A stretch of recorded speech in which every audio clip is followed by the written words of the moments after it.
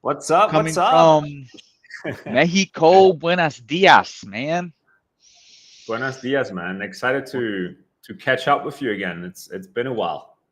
Yeah, well, we caught up last week, and then now we're catching up live, recording it. We talked about a lot. We dove deep a lot, and then we were like, man, we just got to do that again and just record it because there's so many tips and tricks. So in this video, bros, we're going to talk about how to crush your remote closer interview, some strategies on how to find your first offer, and then also the perspective of a business owner, what's going through their mind when they're hiring closers. I've had to do it. Marcus has had to do it. So this is his Yep. idea, is talking about that. So where are you at in Mexico for people that don't know? Just outside of Mexico City, a couple of hours outside of Mexico City. Um, yeah, I prefer to stay out of the big cities always. Usually. Yep. Yeah, that's a good. Looks like a Yeah. nice sunny day. Nice little view behind you. Some Yeah. montañas. Montañas. Yeah, your Spanish is La- getting good, Las man. montañas. I like Uh, montañas. yeah. Yeah, so I think it's gonna be good today. Like if we cover, okay, how do you find, like, this specifically for people who are already in the game, right? The remote closing, high ticket sales, and or who might be looking to get on a first offer, a better offer. So that's gonna be specifically valuable for you, I guess. So Okay. so yeah, super So excited about that. There's a lot to unpack. How to find the right offers, but then also how to actually land these offers, and then yeah, like you said, if we shine some light on people who just getting into the industry, on, okay, how does a business owner think when they're looking for a closer? What is their pain when they're looking for a mm, closer? I think that will be very, very, very, very helpful, at least for a lot of people that are currently looking to get on an offer, or getting on a better offer. yeah, So let's yeah, start with man, that. So excited. as a business owner, you've hired multiple closers. Let the bros know what's the perspective of a business owner so they can know. Yeah. And it's actually also great timing for us now to have this conversation. I had a call yesterday with a couple of students, a couple of people that I'm also working with, and what I noticed that some really don't understand how to think like a business owner, right? And that's not really. I mean, it's normal, of course, because how can you know? So the first thing that I believe is important to understand as a business owner, most of the time, they do have money, they do not have a lot of time, Mm, right? So, and also as well, like there's no difference between you having a conversation. Let's say you get the opportunity to connect with a business owner, someone like Riley, for example, myself, or friends of us. Understand that their time is very limited. Like, they don't necessarily want to be on a super long call with you, right? And that there's always mm, a pain. There's always some type of pain. Okay. For example, if mm. if I think back, or I'm also curious to hear how it was for you, Riley, when you were hiring, whether it's a closer or an appointment setter or someone remotely in your team, there's always a pain, right? There's always a pain, because when does a business owner usually need to hire a closer? Yeah, uh when there's a need for one. Yeah, when you're When they like, don't oh my have one. god, I'm getting When there's so a many lot of leads calls. coming in, yeah. Yeah, my calendar is exploding. I have no time anymore to work on the business. I'm in the business, like, just taking calls, calls, calls, calls, calls, right? So there's a need for that. And then on the other side, where's all that demand coming from? From you creating that demand, right? You doing marketing. So the business owner is paying for that, either with the time, you putting in the content, and you creating that copywriting and the demand and making a post together, right? Or you creating a YouTube video, or whatever, right? You're putting time and energy into that, and then it takes time to also to accumulate the audience and accumulate the demand, right? Or for example, you, Riley, you build a pretty big audience, right? So it takes time. It takes time for that. So so keep that always in mind. Like it's a lot of work to create that demand. Yeah, time or money. If you do paid ads, which is also good, if the business owner is doing paid ads, you're paying money to get, for every call that you book into the closer's calendar or into your calendar, you might pay $50 if you're good, $100, right? 200, 300. It depends. It really depends. So I think that's really what you as a closer, whether you're new or a little bit in the industry, what you want to have in mind from my point of view, right? I don't know what do you think about it, right? So basically you're saying they're very busy. They don't have time. They don't always necessarily want to have a long talk with you. And so what would be the tips? What would be the tips around that? All right, there's this busy business owner. Are there certain questions that a job seeker should ask? For example, like just asking some discovery questions. I mean, that's something that I obviously teach upfront, is ask some discovery / qualifying questions to figure out, instead of just like, hey, let's hop on a call. I always say, don't like try to just jump right into a call with everyone that you see. Ask some probing discovery questions. What are their pain points?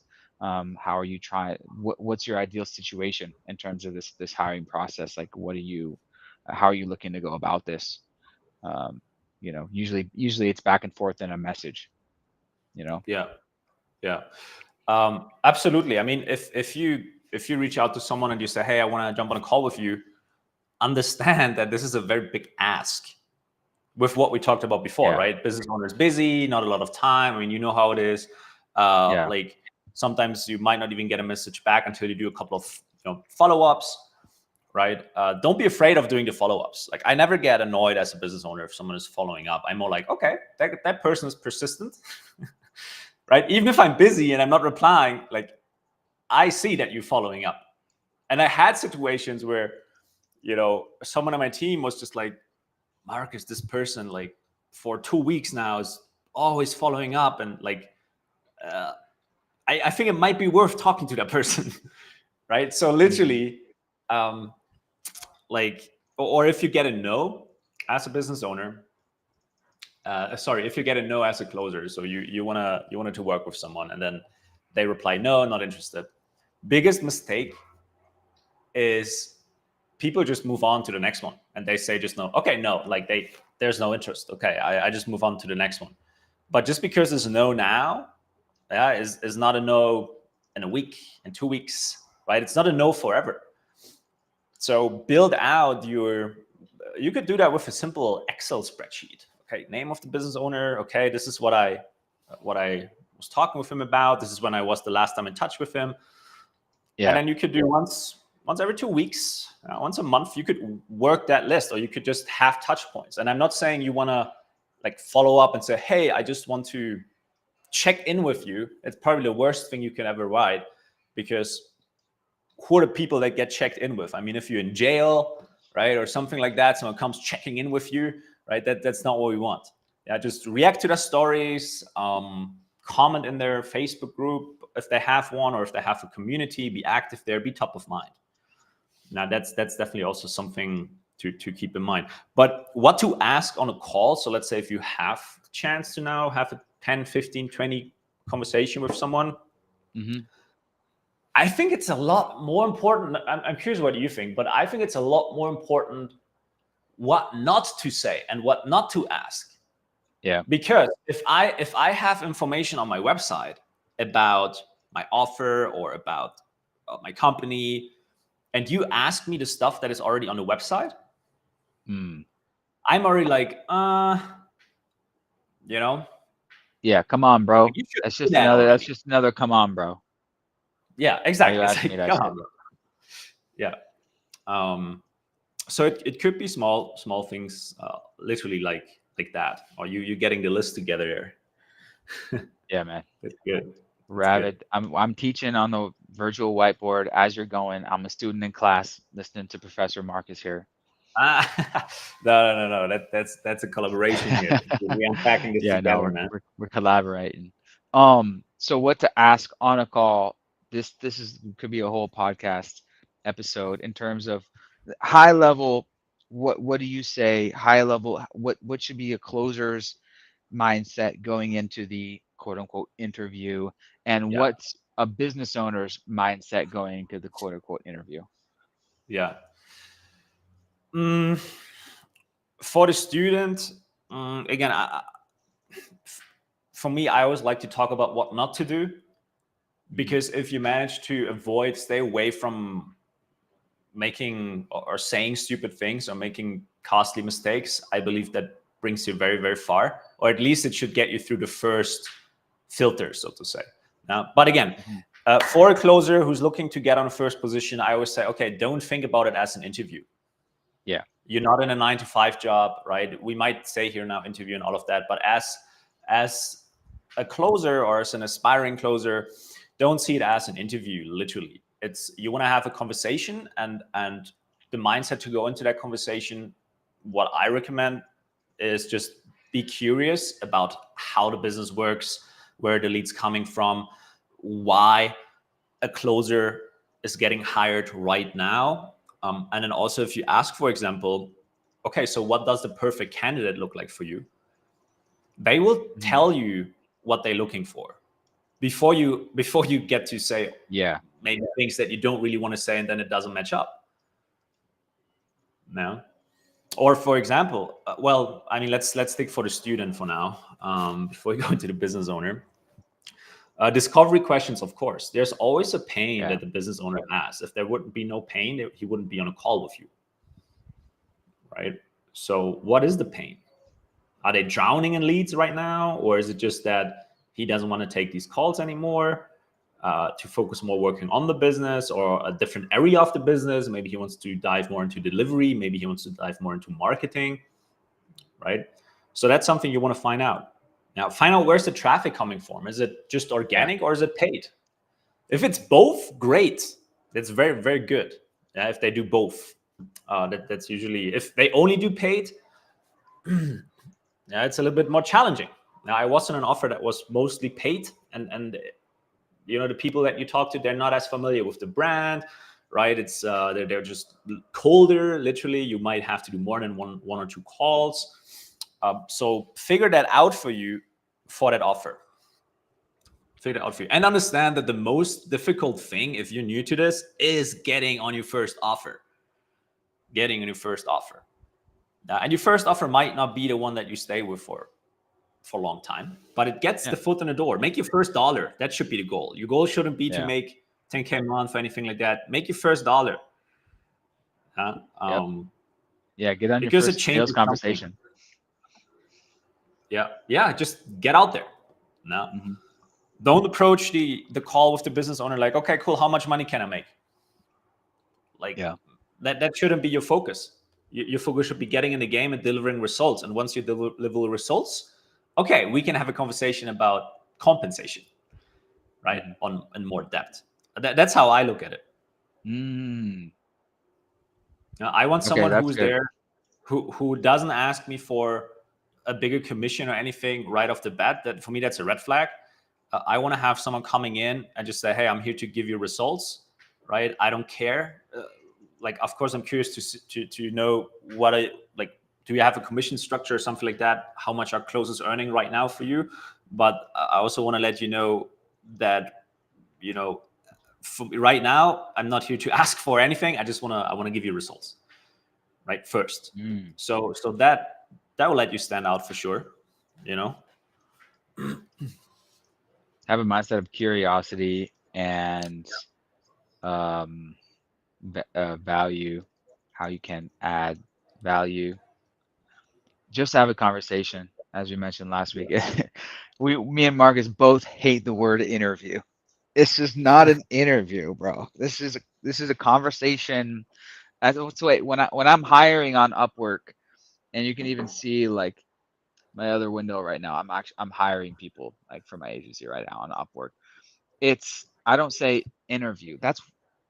It's just the connotation to that word. I say, hey, um, do you have 15 minutes for a meet and greet? I say meet and greet.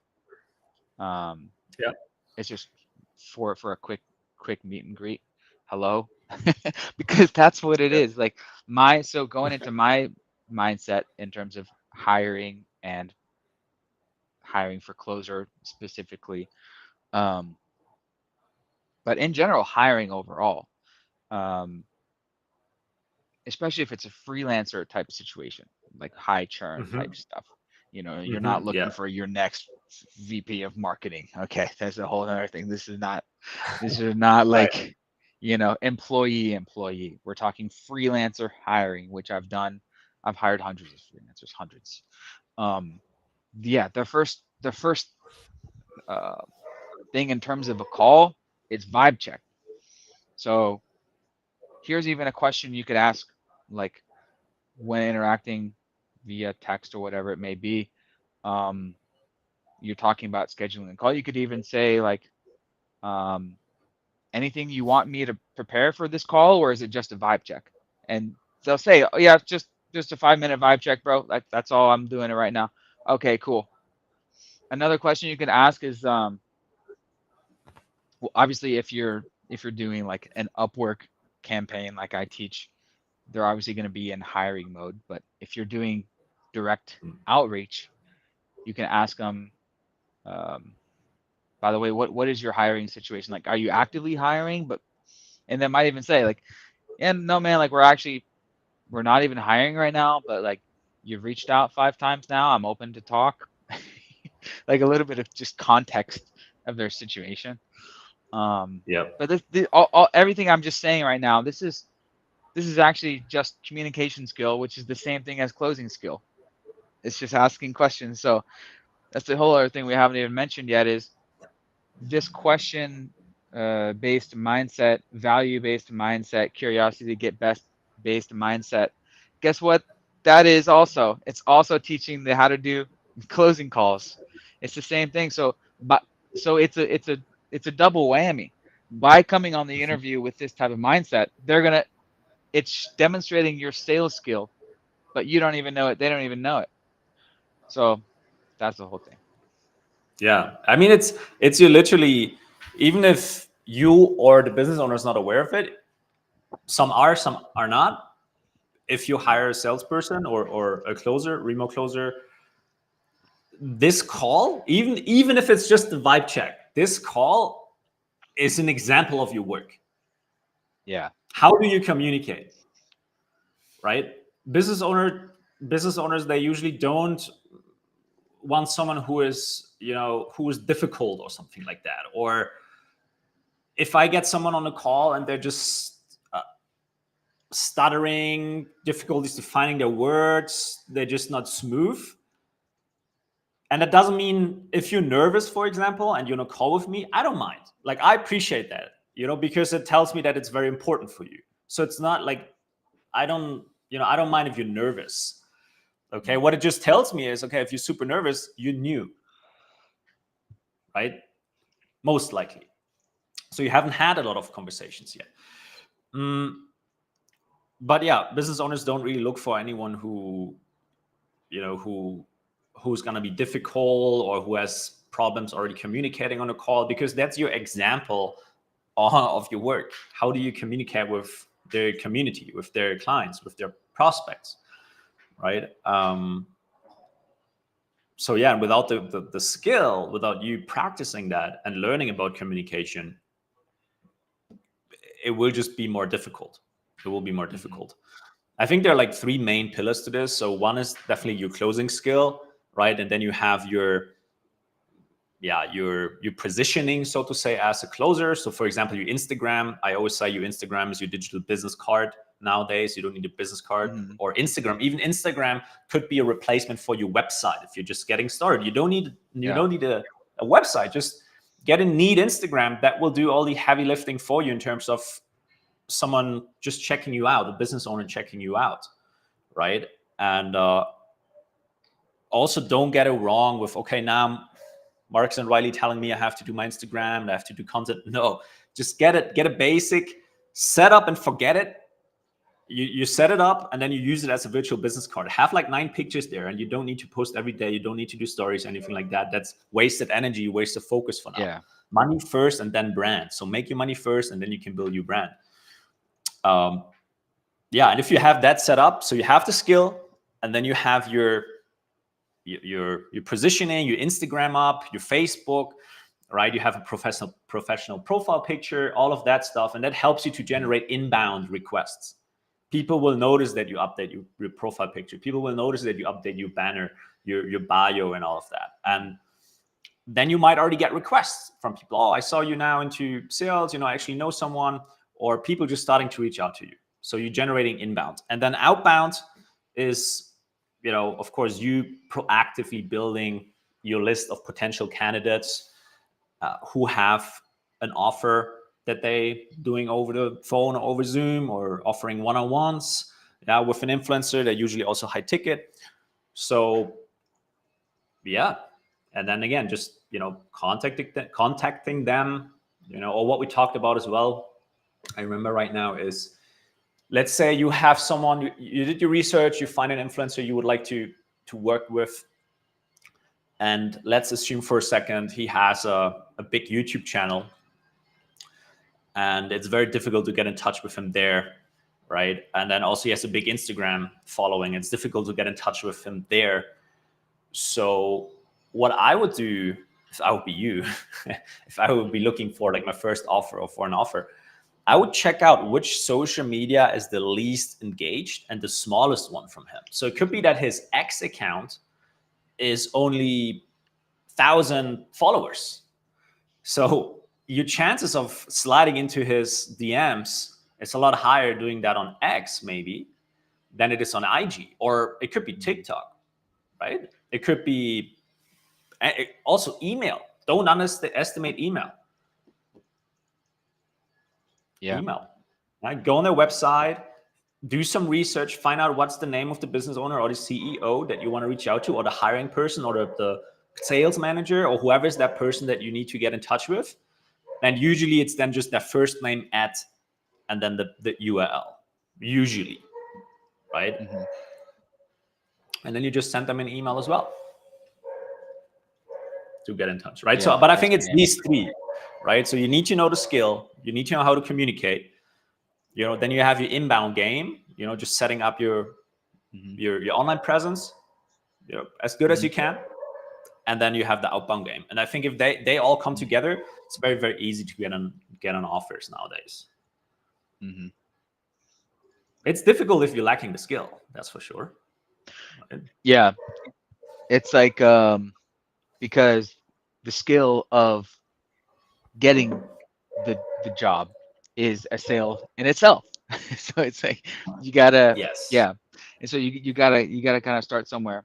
And a tip to go along when we were talking about kind of like the vibe check call is use video messages and voice messages. So it's an instant vibe check, right? We're talking about you're a freelancer for speaking, for talking. So obviously use voice messages and video messages, because they can instantly see if it's the type of vibe that would be a fit for the company or not. Either way is fine. So it just saves time. Riley, before you jump on a call with someone that you thinking about, checking out if that might be a good fit, do you usually have them send you a video first? Or do you go directly into the call? Like to vibe check call, like the call? Do you mean like from a business owner perspective, right? From a business owner perspective. Are you talking like for interviewing a freelancer? Yeah. So let's say you're looking to hire a closer or an appointment setter, and then how do you usually go about that? I normally look on Upwork. I've been checking that using it for 10 years and 5-6 years as a service provider. I always check to see if they have a profile video, And Mm. if they do, that's great because I can instantly see, you know, their level of English, you know, because it's Yes. mostly Philippines people I'm hiring. Um, but also even if it's a Western person and I'm hiring like a senior account manager, and a profile video would be great. 90% of people do not. And I've made some great hires through LinkedIn. Actually, Mhm. my last 3 Amazon account managers, American guys, I found through LinkedIn jobs. I posted it. I boosted it for $55 a day for 3 days. Like, that was LinkedIn's recommendation, and I got like 200 applicants. And I just went through Okay. there. It's a pretty good system. It's a pretty good system. You can just Yeah. go through and like approve, not approve, approve, not approve, and then I have to go into everyone's profile, Mhm. scan it, get the profile vibe check, and then it's either not a fit, maybe, or good fit, and that kind of shortlists it or eliminates it from the list. And I'm going through doing that 200 times. On Yeah. LinkedIn, nobody has a profile video, almost nobody. I actually did a Yeah. video, guys, on my YouTube channel about how to add a profile video to your LinkedIn profile. It's actually it's a method that I invented because you actually attach it to one of your experience section Mhm. and you attach it as a Loom video, and the GIF for the Loom video will actually be looping, playing, so it looks like, oh, you have a clickable video right there, and you can, hey, here's my introductory video. Something that I like invented. But me as a business owner's perspective, if they have a profile video, it's a huge plus slash time saver. Um, you know, Do you even it's consider, like, do you even jump on a call with someone where you have not seen a profile video or they haven't sent you a video well, previously? nobody has profile videos. No one has them, and so No it one does it, it. it it it wouldn't work if it was like a requirement on my end. No one does it. That's why I'm. Gotcha. That's why it's one a huge thing that I talk about.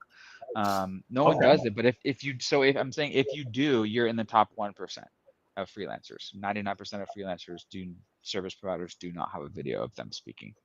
Um, Even sales freelancers That's do not. like, this is like gold nuggets. So if you're watching this right now and you don't have a profile video, No. like, get a profile video, put it on LinkedIn, right? And Yeah. Riley, of course, you're very, very good with like Upwork and all of that. Mm, but for Yeah. example, I don't even jump. Like, the reason why I was asking is I don't even jump on a call with someone that I have not seen like a quick, a couple of seconds or minute video of them Mm, just, speaking either to me yeah. or presenting themselves. I just want to, like, the vibe check that you were talking about. I do that like on the video, and then on the video I'm usually already to tell like yes or no. How? Okay, how are you speaking? Do you speak with confidence? Are you, and again, I'm not saying you need to be super energetic in a video or anything like that. Like, that's, like, it's not, it's just like, okay, do I connect with that person somehow? Do I want to give them a chance? Do I want to invest time into having a call with them and ask them a couple of Yeah. questions? Yeah. So for example, for me, it's a requirement. Like, if I don't hop on a call with anyone if I, like, with a closer or other applicants, if I have not seen them on video presenting themselves to me, because it Yeah. tells you a lot. How is that person dressed? What impression are they making? What's their background like, wherever they're recording, what environment are they recording in? Are they looking tired? Are they looking fresh? Right. So it tells you already a lot. And then Yeah, what you said just absolutely. before with LinkedIn, I think that's super, super valuable for everyone here. LinkedIn, I think, is also very underestimated. Yeah. I think even there, if you look for remote sales job, remote closing, high ticket closing, high ticket sales, like any of these keywords, and then for job description, you can even, a lot of you don't know that, but you could even set an alert. So whenever Yeah. a new opening comes up, you get an email and you can, apply there right away. Um, yeah, Yeah, LinkedIn. absolutely. Yeah, it was that's how 200 people applied right away to my in 2 days, I think, because of the alerts. Um, so Mhm. yeah, there's definitely some alert stuff going on. But yeah, regarding asking them for an introductory video, if I'm hiring closers, then, and I have done this actually um, for my senior PPC managers, senior Philippines PPC managers. I would say to my short list, please send Mhm. me, because my short list at this time is going to be like 10 people. As a business owner, my mindset is I am not about to hop on 10 calls, even if it's Right. 5 minutes. No, we do Yep. not want to do that. And so what do we do? And so I say, please send a short introductory Loom video, just going over a quick introduction of yourself and your experience, and anything else you want to share and any questions you have with me. Cheers. Boom. And then out of the 10, then maybe 3 we'll get back to that. Okay, boom. Mhm. I've narrowed it down to the 3. And guess what? I can already see if it's a good fit by what they say and the vibe and everything. So yeah, that's it. Yeah. Yeah. That's all. Yeah, that's actually good that you bring this up. Like, if you're willing to jump through the loops or hoops, however you say that in English, right? If you're willing to jump over those all the time or through them, when you're really going the extra mile, like, let's be real. If you take this really really serious and you're really committed to get on your first offer, no excuses, and you just really, yeah, go all in. Make this a priority for you right now. Now, if you're still in the 9 to 5 job, okay, mentally, that's something that I always teach as well. Is like, mentally make your full-time job your side hustle, and make closing your main hustle, right? So so make this a priority. Now, for example, if right now something that I like to talk about is, okay, sit down and think about, all right, this remote closing, me working online, me becoming a digital nomad, me traveling while making laptop money, is that, like, from 0 to 10, how much of a priority is this right now for you? Like, or how much of a problem is this for you right now that you're not able to do this? And for most of you, it's like an 8, a 9. So there's some situation going on that you want to get out of. You want to be more independent. You want to have more time for the things that you like. Or your health, go to the gym, work out, eat well, all of that stuff, travel more. But then, so many are taking a, like, let's say it's a level 8 problem of you being stuck in your job and not having the freedom, right? And the time window is closing. The time window is closing, right? Are you taking a level 8 effort to fix this, or are you pretending to play and you're just kind of doing a level 2 effort to actually fix this? Yeah. Right? So how aggressively are you with that? Now imagine someone who put a pistol to your head and say, if you're not going to land your first offer in the next 1 week, or next 1 or 2 weeks, I'm gonna pull the trigger on a loved one that you have. You would be operating way quicker than right now. Massive imperfect Yeah. action. Yeah. Yeah. A lot of it just comes down to it's a numbers game. A lot of freelancers realize when they're getting started, oh, I just need to do a lot more volume of this. I mean, this is a freelancer problem. It's a business problem. Even in the digital marketing agency world, we're trying to get clients all the time. It's like, oh, well, how many cold emails are you sending out? Oh, we're sending out about 100 a day. Okay, you need to send 1,500 a day. That's how you get clients. Yeah. And so, yeah. It's funny that you're saying that. I've seen that so often. Someone starting with closing, right? They want to become a closer. They want to, start into remote sales, and then they struggle getting on the first offer. Right? They struggle getting on the first offer for whatever reason, and then they kind of throwing in the towel, and they say this doesn't work. Like, it's saturated. It's saturated. And then what usually happens is they start their own one-person coaching entrepreneurial project. And then the story repeats itself. And then they're struggling getting their first client.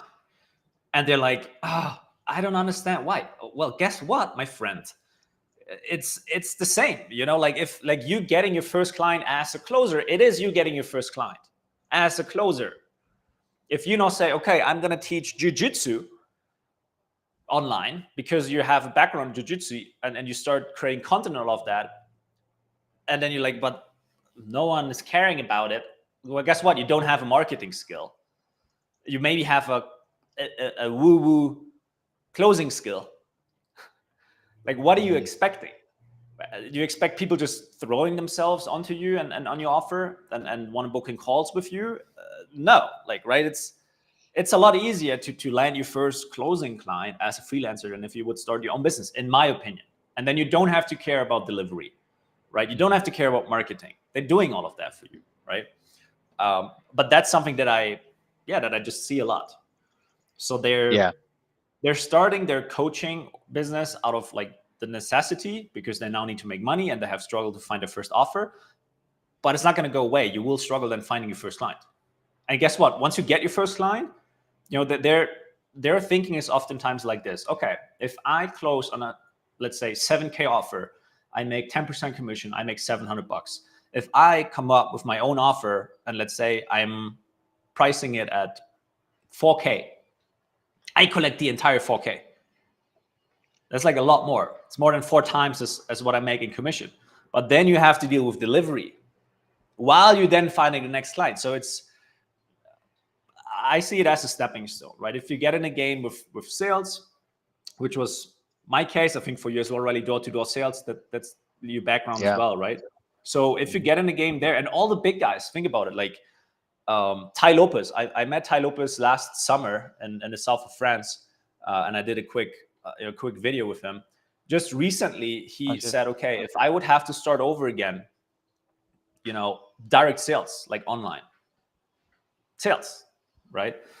Grant Cardone started in sales. Ed Mylett started in sales, right? There was an interview with Iman Gadzhi, and he said, hey, if I would start over, I would start in sales.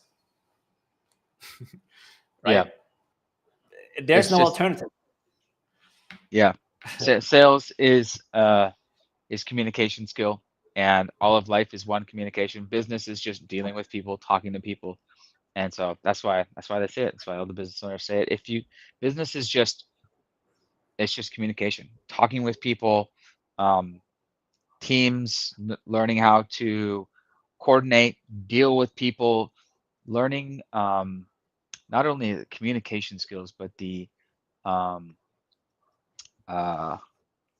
intercommunication skills. Interpersonal skills. It's just social skills.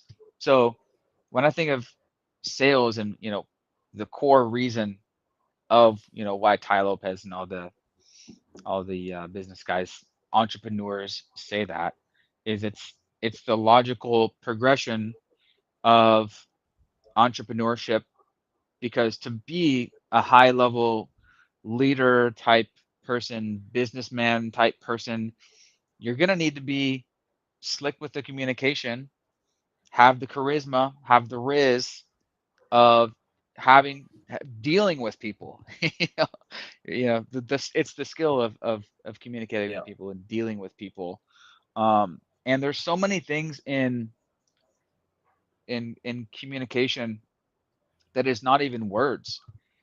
That's like, I don't even have any stuff about like any videos on this, but there's tons of sales courses out there, but that I'm sure do. But the nonverbal stuff, it's endless. But this is why, if you have a job as a young person and your job is speaking to people, guess what? It's like the sport. It's like a sport. Your day-to-day, what you're practicing is speaking to people, and you're going to get that that skill built up. And when you become good speaking with people, good things just happen in life. That's you're going to get the next job. Yeah. No, and not just there. Just to add to that as well, it will affect all areas of your life. All areas of your life, like literally. And you're communicating all the time. Yeah, most likely. with your Help. family, with your friends, um, with your partner, wife, husband, if you're dating. Oh, in the dating game for sure.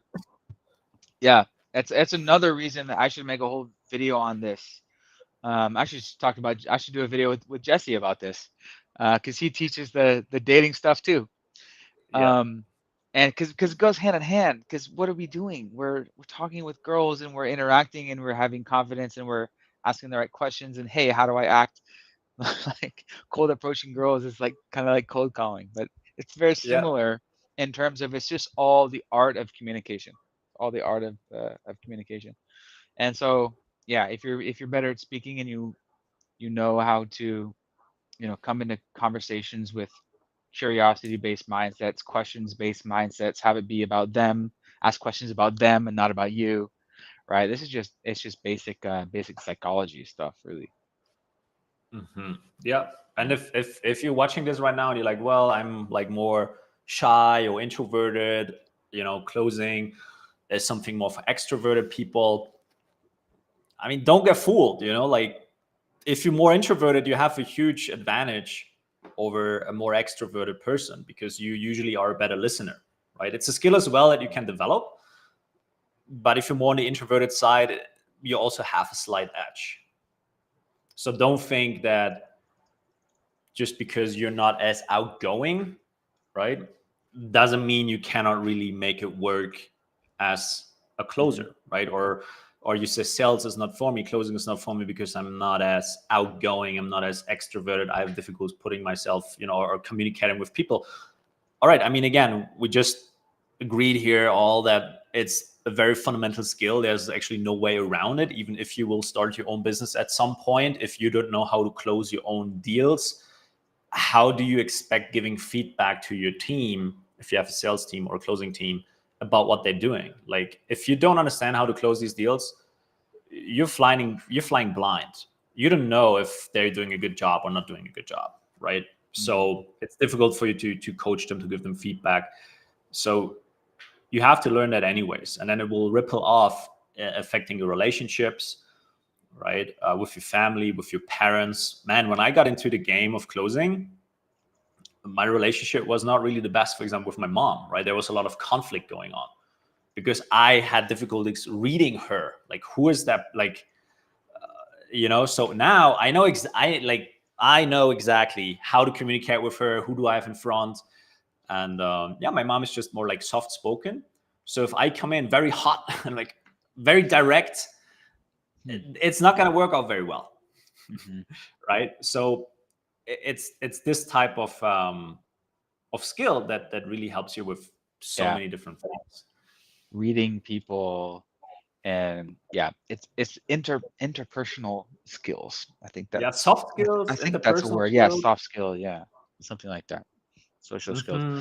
And yeah, back to what you said about introverted. So I have a thing to say about that.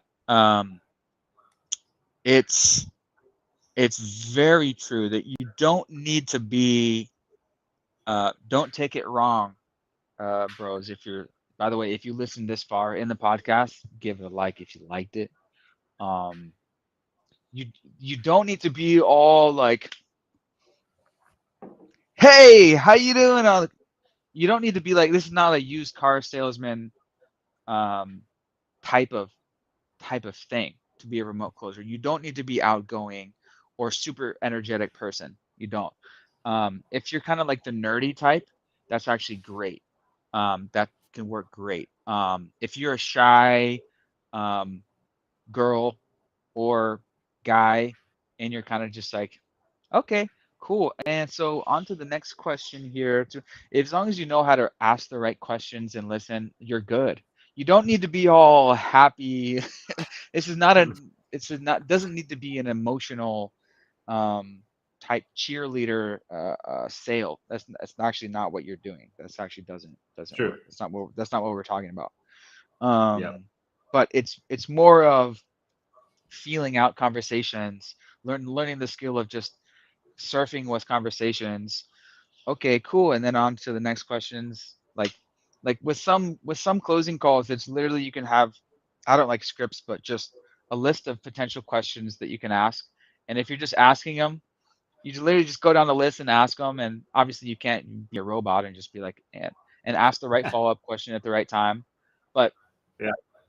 yeah, my point is, even if you're shy, if you just know how to ask some questions and have a decent conversation, then yeah, you can get people to sign up. That's not that rocket science. Even with the business owner, here's the thing. If you're on a call with a business owner for a potential position,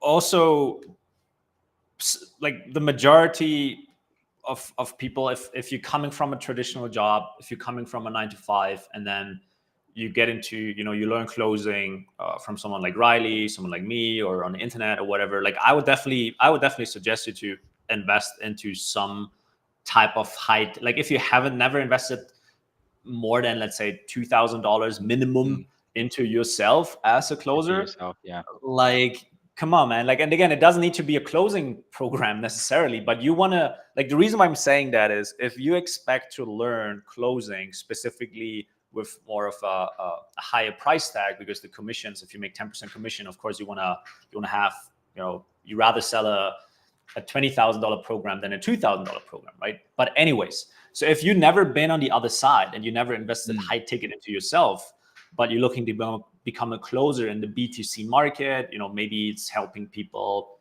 on a coaching program to start their Amazon business, or maybe it's a fitness offer, or whatever it might be. If you've never been on the other side, you don't know how it feels to make that decision. So it will be difficult for you to relate to the prospect who is investing high ticket into themselves, because you've never been on that side. So it's kind of,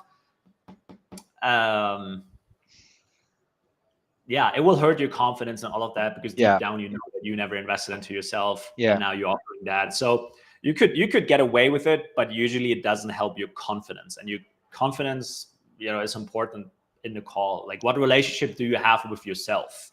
Are you keeping the promises that you're making to yourself as well? Like, it's a big thing. Like, if you tell yourself every morning, okay, today I'm going to be finishing up, I don't know, my influencer list, or I'm going to add 2-3 people to my list, but you never do it. Like, every time you're not doing it, you're breaking the trust with yourself. You're breaking confidence with yourself. Right. So, keep that in mind. Confidence is everything. Yeah. Yeah. I like to say confidence is actually like almost everything in life, with sports, dating, success.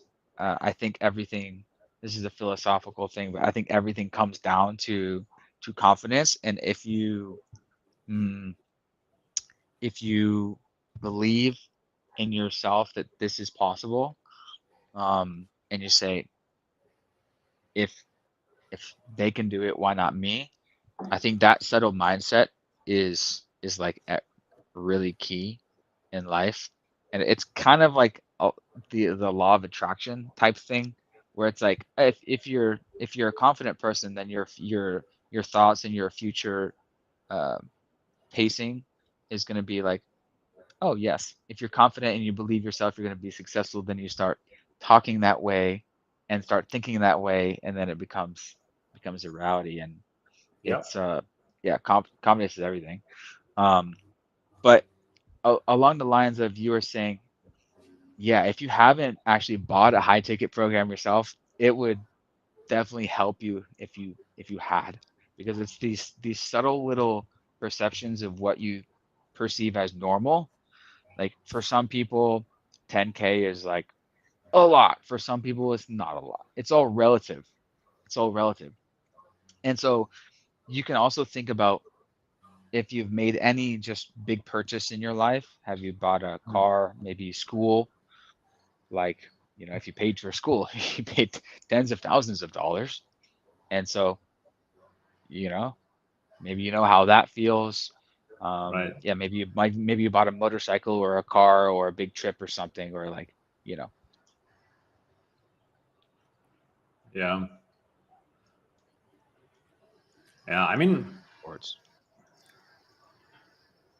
it is just, if you literally, if you cannot afford it, then okay, you have to start somewhere, but eventually, yeah, you want to experience that. You want to go through that yourself. I mean, you could do it with like, okay, purchase the car, but it's still different if you purchase a car or if you really invest into yourself. Like if you're Yeah. buying a toy, right? Or I think, right? Because it's like, I think it's the power of if you invest into yourself, like especially if you want to work with coaches, consultants, experts, that type of stuff, you know, in a health, wealth, relationship, one of these three, if you want to work in that area, I do believe, yeah, you can get away with justifying, okay, I purchased my car, it was like Yeah, 50, it's not the same. Not the same for sure. but it's not really the same. Yeah. Yeah, it is not really the same. Like, have you invested heavily into yourself? And if the answer is no, why not? Right. And then also ask yourself, like, have you ever considered that might be the reason why you're in the situation that you are stuck right now, is because you have never invested like highly into yourself?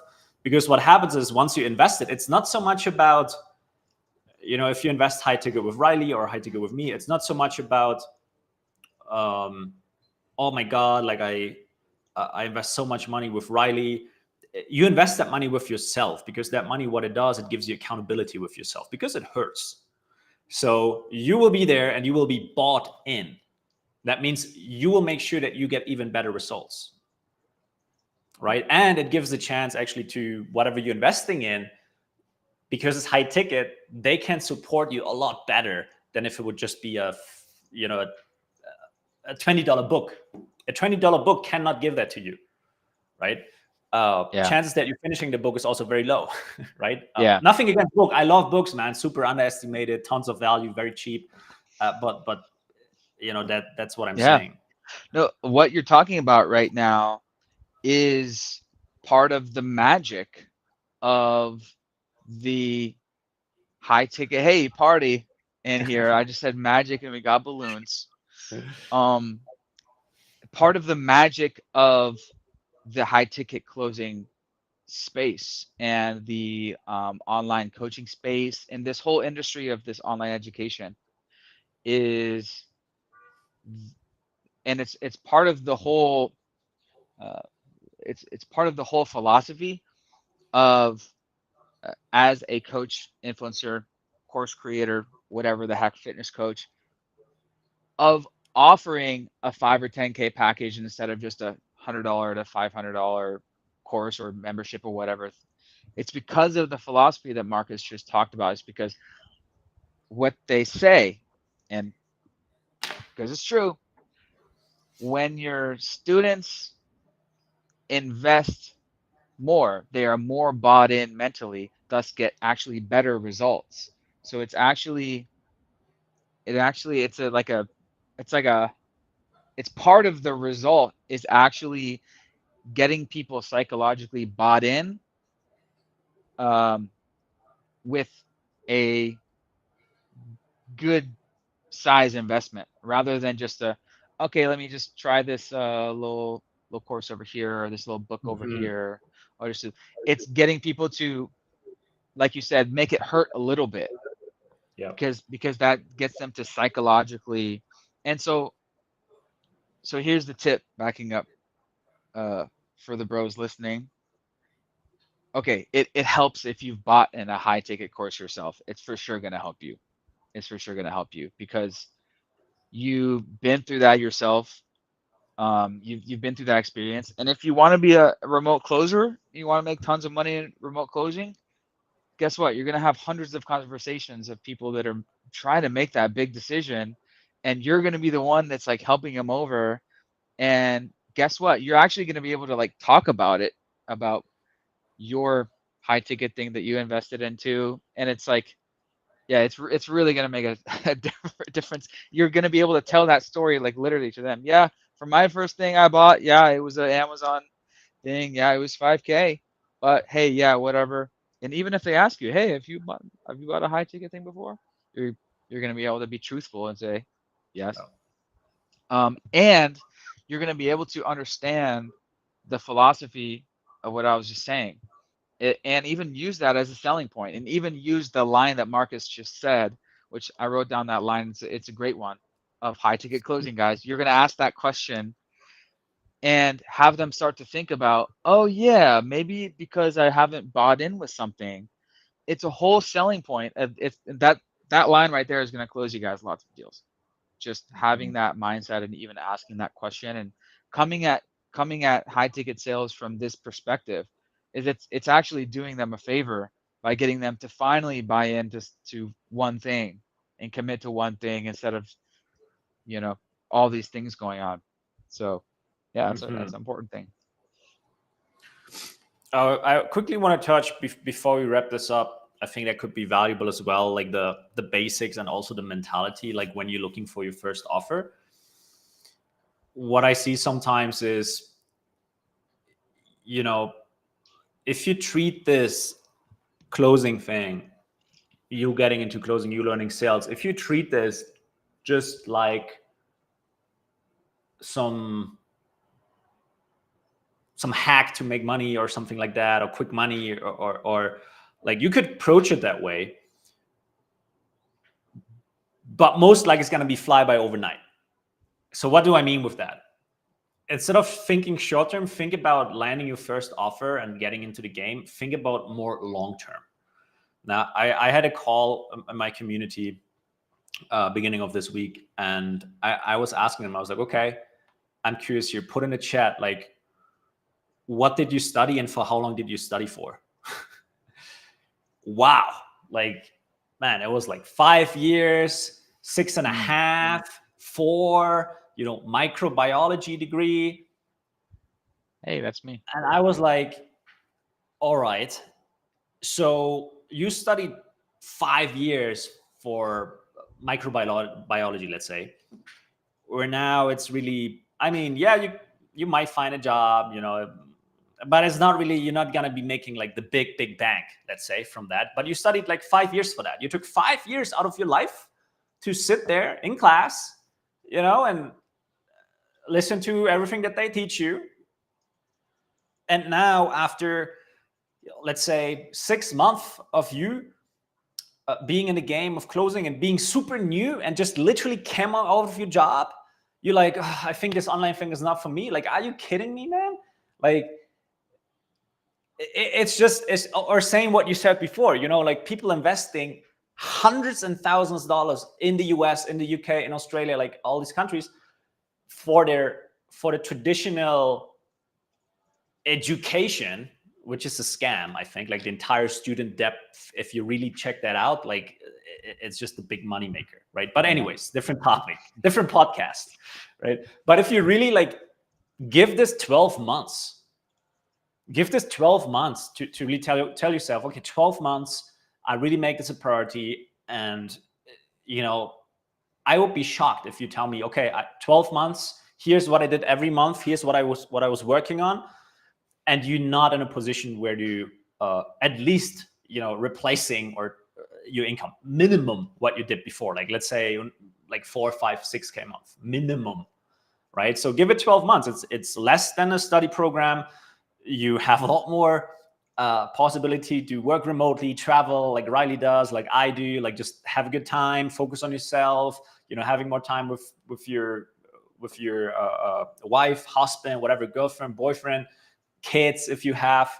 And you can really make yourself a priority because you don't have to drag yourself to, your microbiology job, for example, that you study 5 years for, but now after 6 months, you're, just because you're facing some challenges. If it would be easy, everyone would be doing it.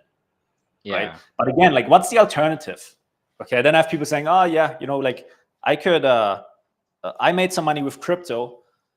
And I'm like, okay, let's say you make 100K with crypto and whatever goes up. And then what? What are you going to do then? How long is that 100K going to last you? Right? Do you just want to live forever, like, on 100K and in a developing country somewhere and like, be cheap? Like, I mean, that's not what I want to do. Like, I prefer to, be more aggressive in my approach and and have more freedoms, right? I don't want to restrict myself. So again, if you make a little bit of money with crypto, okay, cool. So then what? You still have no skills. You still have no business skills at all. So the chance that you wanting to invest that money into something without having skills, most likely you're gonna end up where you were before sooner or later, right? So there's no way around it. That's how I look at it, right? So give it some, like, think more long term. That's probably what I'm trying to communicate here. Yeah. They just think a little bit more long term and treat this as your new career. Like, don't just treat this as like a small thing that you're doing on the side. No, it's a new career that you're working on. Yeah, absolutely. And as we talked about in the beginning, sales is the best place to start your career. All of us watching, everyone watching here in the chat, shout out to Gabriel and Ezekiel for the comments. You'll have to watch from the beginning after this is posted, but put your comment, bros, if you could put your chat comment that you just put in the actual video comments, then we can get back to it and actually reply there. All of us want to be rich. Okay, all of us want to be millionaires. Everybody does here. And guess what a great path to be a millionaire. What do you need to be? You need to own things. You need to be a business owner. And what's a great starting career place if you're a young person, you want to make a lot of money? It's learning your communication skills and sales. And door-to-door sales is great. Ezekiel, he said in the comments, he had door-to-door. I used to talk about in my years past videos about my experience with door-to-door, and I always would recommend it. Yeah, do it for a summer. But now I'm like, why would you even need to do that? You can do remote closing. It's like the new door-to-door sales. Anyways, yes, long term, this is think of it as a start to a big career in business. Yeah, for sure. Man, I know closers I know closers who were just closing and making a very, very good living now for years. So because starting a business is not for everyone, right? You need to like getting kicked in the face a lot. You're not going to start a business for the first, chapter of your career typically. Like, the top, in the regular job world, yeah, you're going to be an SDR for 5 years, 8, 10. Like, you did 4 years of school. Okay, now you need to do 4 years or 8 years at the entry level type thing, and then you can graduate to the next thing. So yeah, definitely. I'm not saying like, think you can do closing for a year and then, hey, I'm a businessman now. I'm gonna go, do a startup. No, I mean, there's always, of course, there's always an exception to the rule, right? Yeah. But in general, I think closing is a great start, and we all agree on that because, of course, your communication skills, right? And if you then decide to start a business later on, you have to communicate with your team, with your employees, right? With your business partners. So it's just that one foundational skill that if you don't learn it in the beginning, you have to go back and learn it anyways if your goal is to start a business at some point. Right. So I always think, why not start there, develop that skill. That skill also gives you the financial, peace of mind, financial confidence is how you could call it. It's just that, it doesn't matter what happens. You're always able to rely on yourself, on your skill. You could always find a new offer, close a deal, and you're back there. Right. So yeah, you take anywhere. Yeah, you can take it anywhere, and no overhead, right? It's like, oh man, we could go on and on about comparing it to other sorts of.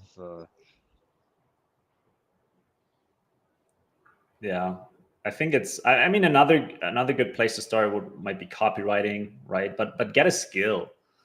I think closing, copywriting, marketing are definitely is a good place to start for sure.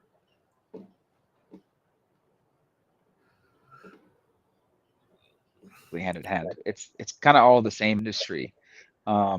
If you're going into closing, I would say, if someone is talking about what should I do, marketing, should I do copywriting, like what about those things? I say, okay, so when you're getting into be in the remote closer, you are in the larger industry of digital marketing industry / online education industry. Okay, you're going to be working with businesses that are selling either services or coaching for the most part. And the leads are going to be coming in through their webinars, which have copywriters which write the titles of it, and the copywriters. So you're going to just get into this industry of digital marketing, and then underneath there you have copywriting as part of it. You have phone sales conversations as part of it. You have you're going to learn webinars. You're going to learn about the whole thing. And in my humble opinion, I've been in this digital marketing industry for 10 years. It's the place to be if you want to get rich. In my opinion. Yeah. So Riley got me started back then with Amazon. I invested with Riley, Amazon, like back then. What was that? 2017, 2018, something like that. Yeah. 2017. That's crazy. Yeah. And then we met at Nomad Summit. Yeah, I think this was Nomad Summit 2018, or 2017. Can't remember exactly, but long time ago. Was it the one I was speaking at? Maybe not. Maybe 2018 then, because I was a speaker on this on stage for the 2017 one. Oh wait, then it might be 20. Was it 2016? Then no. We took a picture on stage, so I think you were speaking. Okay. Cool. You were the big living that live picture. Yeah, they were like yes, exactly. I was there. Yeah. I was there. Okay. Yeah. Marcus and me are OGs, guys. If you don't know, for the bros that don't know, we go back. Yeah, I remember I was watching your videos, Chiang Mai, like back then. I was like, damn, like this guy, you got to figure out, like, I need to find a way to, I need to do something, right? And again, I invested, for example, in Amazon FBA. I invested in different programs, trying different things, and guess what?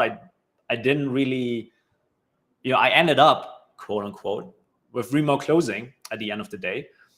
But it's still not that I'm like, oh, I shouldn't have taken that Amazon course. No, you learn something. It's a stepping stone. And even if you just understand, hey, maybe Amazon FBA is not for me, or maybe you start remote closing and then understand after a while it's not for you for whatever reason, right? Again, we talked about why there's actually no way around it, okay? But still, for whatever reason, you learn something, and at least you know what you don't want to do.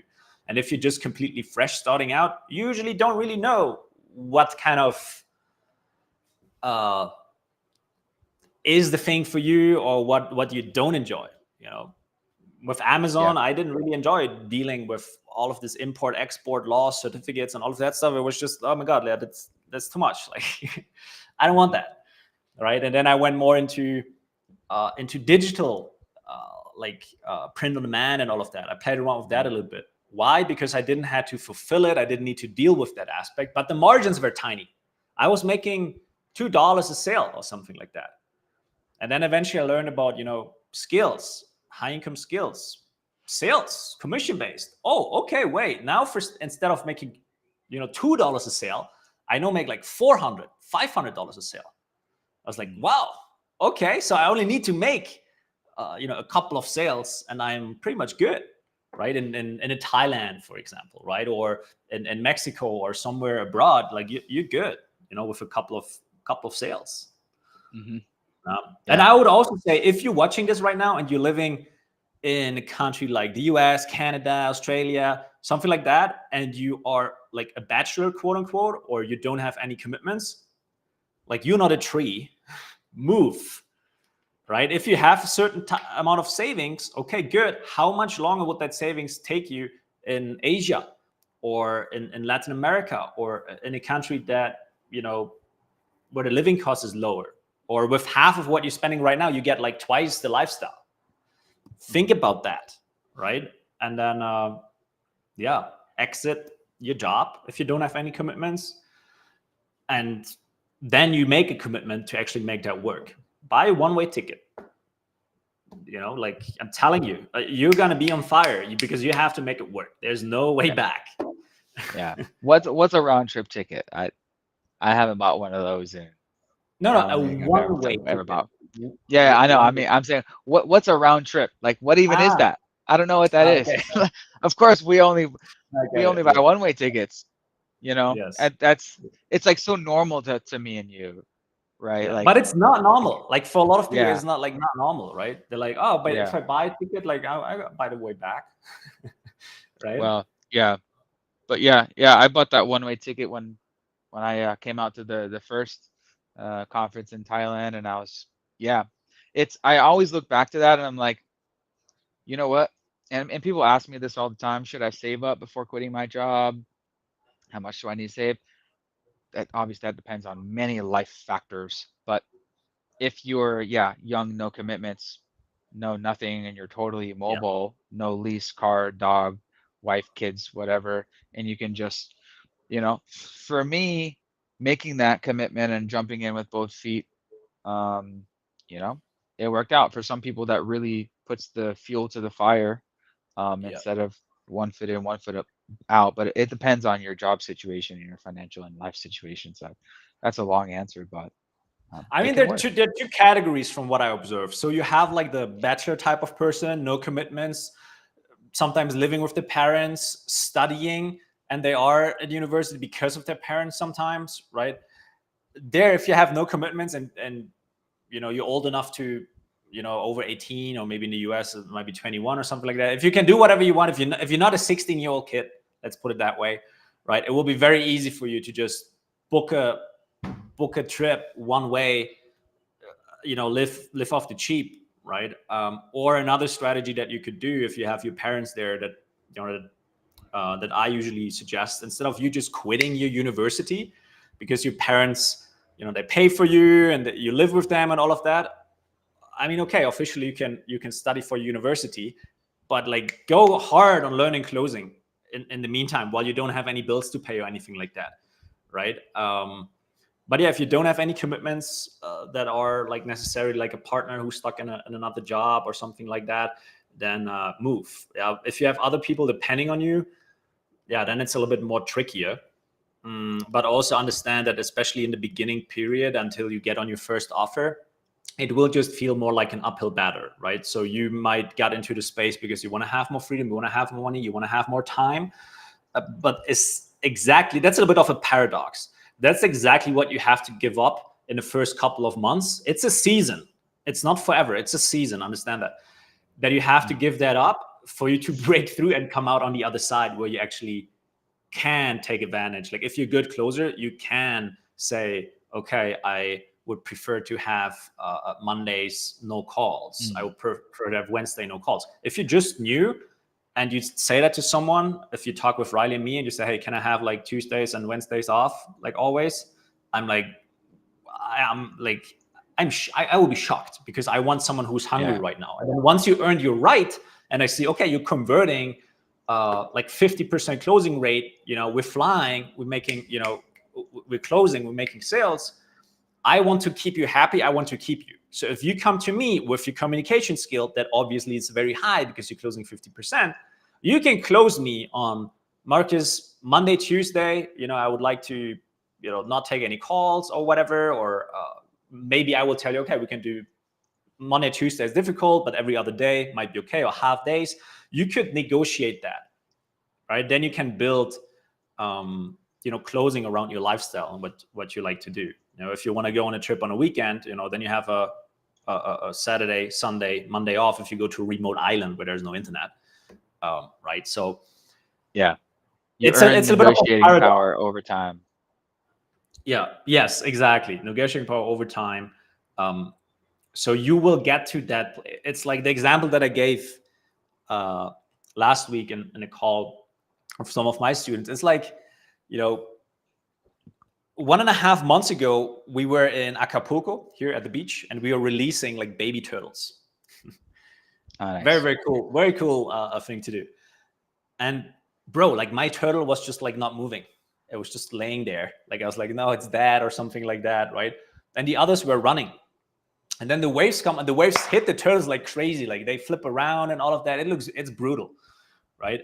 But then once they get behind, like once they get hit like 3, 4, 5, 6 times, they're like in the water, and then they just disappear, and they're not come back to the beach, right? So they're swimming, and it's a little bit the same if you get into the world. If you start on on your own, or if you invest into a program, it's like you're the baby turtle that we will place at the beach, and you start running towards your freedom, the ocean. But before you reach that ocean, my man or my girl, you're gonna get hit in the face a couple of times from these waves, and you feel like giving up, and you feel like it's dark, and it's a dark place. It's the dip. That's how we call it, right? If you manage to mentally and physically, if you're working a full-time job and do closing and want to get in a game, like it's not easy, right? But if you push through that, the world's going to open up for you, right? And unfortunately, most people, they quit before that point, right? Yeah, that's a good one. I'm going to steal that turtle analogy. Yeah. You're going to get knocked around at first, tossed around. And, you know, this is the story with anything in life. We could apply it to closing, sports, really any career, really anything in life, really. There's growing pains at first, and either you're the type of person that pushes through it, or you get smacked around and you just keep bouncing around to different things. So it's kind of story of life there. Yeah. As long as you pick the the right thing, the worst thing that you can do if you want to get out of your job and then you go very ambitiously into the wrong direction, like, because it's a choice. Same with if you start a business. Like, the first choice you as a business owner have to make is what market you're going to get into, and that's a choice. You can choose to get into the newspaper market, right? Or you could choose to go into e-learning. Which one is like how those markets, like, it's a big difference, because running the business is probably the same difficulty on both ends. Like, business principles, business 101 is going to be the same, but it's a choice. You as a business owner, what business do you gonna get involved with? Or same with you, it's a choice. Do you choose to become a trader, or do you choose to become a closer, right? And then which of these two skills might benefit you and your life more in the future, long term? If you know how to trade, okay, you might gonna get good with timings and all of that, but does it really help the conversations that you have every single day for the rest of your life? Don't you think it's worth putting some effort into this skill of communicating, right? So it's the same thing. Yeah. Have a job, especially if you're entry level, where you're communicating with people, because even if you pivot, then you're going to need those skills as well. Even if you start a business in the future, you're going to need those skills as well. Even if anywhere else in your career you're managing teams, and even in the corporate world, if you want to level up, what do you get? You get more people management below you. And what skills do you need for that? You need people management skills, and that comes down to just communication. But yeah, that's because it's like you're also kind of getting into the e-learning space as well, which is an amazingly fast-growing thing. E-learning / digital marketing, those are kind of separate things, but digital marketing and e-learning is inside of the house of digital marketing. That really, you're going to be in the digital marketing industry. You're going to understand ads and funnels and webinars and copywriter and social media. This economy that we're in, it's a social media economy. Let's just we're there, and we've been there for years. Every single business, every single person who is doing something needs to get attention on social media, unless you're like industrial, like an oil company, or like you're doing like and boring stuff. But most companies who are customer facing, the whole economy is social media based. Okay, TV is going down. It's social media. This is the economy.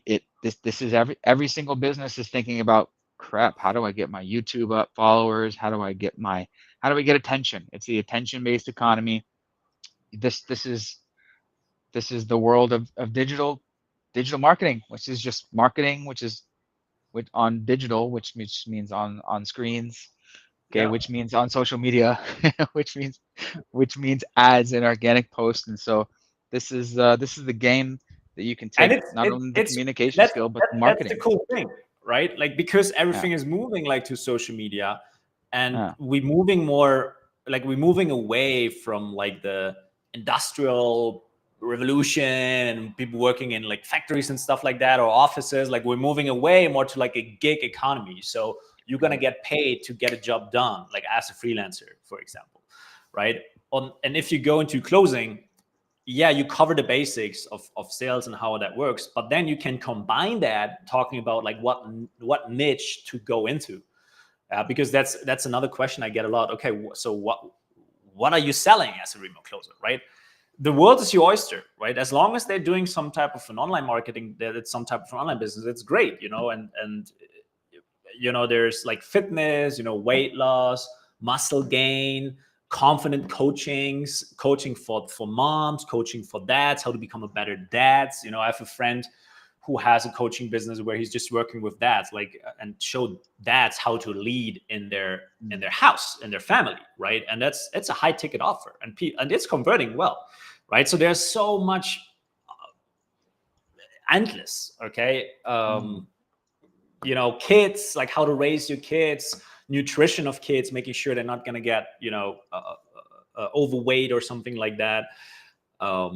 Parenting, coaching, legal stuff, legal advice, um, with lawyers. You can work together with lawyers, specifically like business lawyers, dating coaching, pickup, relationship coaching, e-commerce offers. I mean, there's so many, how to build your Amazon store, drop shipping, Etsy, how to do white labeling, how to get good at TikTok. Like there, like this could go on and on and on, right? Yeah. Masterminds, you know, AI is now also big. Like AI offers AI chatbots, or companies that offer AI chatbots for businesses, Yeah. right? Or for Those are, entrepreneurs. oh, yeah, a lot of those going on right now. There's a lot. So you just say, okay, what are you curious about? And then you just focus on that aspect of the market. All right. So if you're Yeah. into fitness, cool. You might want to go into, weight loss, muscle gain, something like that. If you're into dating, you can go into pickup coaching or relationship coaching, or whatever floats your boat, right? Whatever you're interested in, where your curiosity is taking you. If you're interested in digital marketing, right? Agencies, done for you agencies, there are a lot of those now, and especially done for you. Done for you is very easy to close, but it's very hard to deliver for the company. But for you, I mean, if you find it done for you offer that can deliver results, it's very, very easy to close. Yeah, it's done for you, not the done with you. It's like the done for you in the notes. Oh, yeah. Yeah. Yeah, so they don't have to, like, basically you don't have to do anything. Everything is done for you. It's Yeah. very easy to close, yeah, but difficult to fulfill from the business side. So you want to make sure you have good testimonials, got good reviews with the company. Yeah. Oh, yeah. Yeah. I can tell you all about that. Yeah. In terms of a B2C thing where it's like, yeah, we're going to set up this Amazon automation store. You don't got to do anything. Okay. Just sign up. All right. We'll do it for you. It doesn't require effort on your end. Yep. Which is why it's an easier sell. They don't have to do anything. It's just like, yeah, just pay and we'll do this thing for you. Yeah, there's things out there. But yeah, to wrap up that point, what you were saying is we are in also an e-learning economy where university, kind of whole system is phasing out, and the learning specific things online is really phasing in, and all these industries are really one and the same: social media economy, gig economy, digital marketing, e-learning, and sales. It's kind of all in this industry that we're talking about.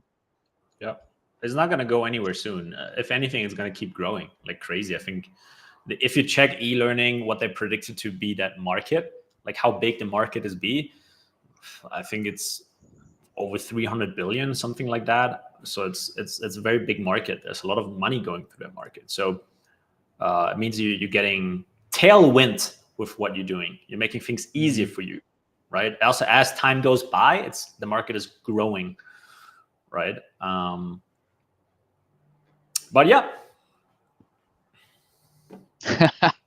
Okay, I was gonna go ahead and start chat GPTing some stuff, but that's a whole nother wormhole. We've already gone at almost an hour and a half. So yeah, Yeah, good I mean, stuff. we can What have else? some wrap up words. The last, like, what is Yeah, it? 5 minutes now. Or yeah, I'm not sure if there were some questions in the comments here or something we could quickly talk about before we wrap it up. yeah, sure. How does one know they are ready to apply for offers? I have a lot of success in the DD space, door to door, but remote sales is slightly different. How would you suggest beginners gain competency with the structure? How does one know they are ready to apply for offers? Oh, you're asking like, how do I know if I'm ready to be a remote closer? Um, yeah, what would you say, Marcus? It's a good question. How did you know you were ready for door to door? You probably weren't, I guess. So it's the same. Like, for example, you watching this and investing time into this, awesome. Like that's how you want to get familiar.